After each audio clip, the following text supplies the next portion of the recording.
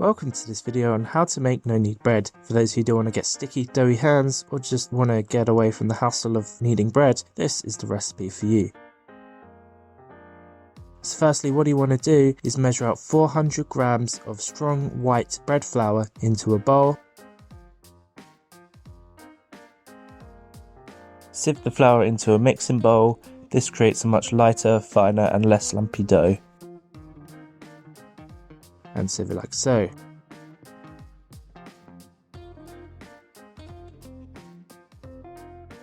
Then what you want to do is measure out 10 grams of salt and add that to your main bowl. Then add 1/4 teaspoon of yeast, doesn't matter what kind of yeast you use. Add 310 milliliters or 1 cup and a third of water.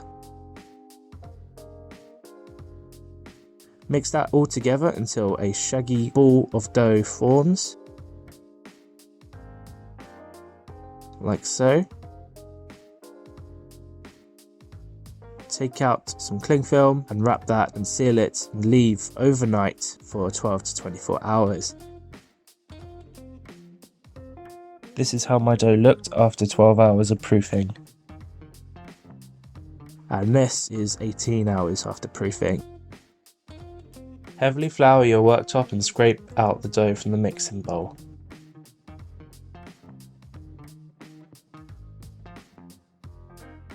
Fold the dough over itself to punch it down and shape it. Try not to work any of the flour into the dough and try not to knead the dough too much. Lightly flour a piece of parchment paper and shape the dough into a ball and place the dough onto the parchment paper. Now get a tea towel and heavily flour the tea towel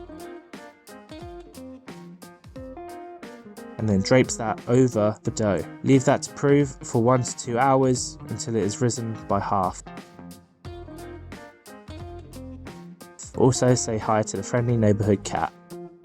Preheat the oven at the hottest temperature it will go, and also whilst you're preheating the oven, put a cast iron crock pot or Dutch oven into the oven to heat with it. Once the oven is preheated and the dough has risen, cut the parchment paper into shape and take the Dutch oven out of the oven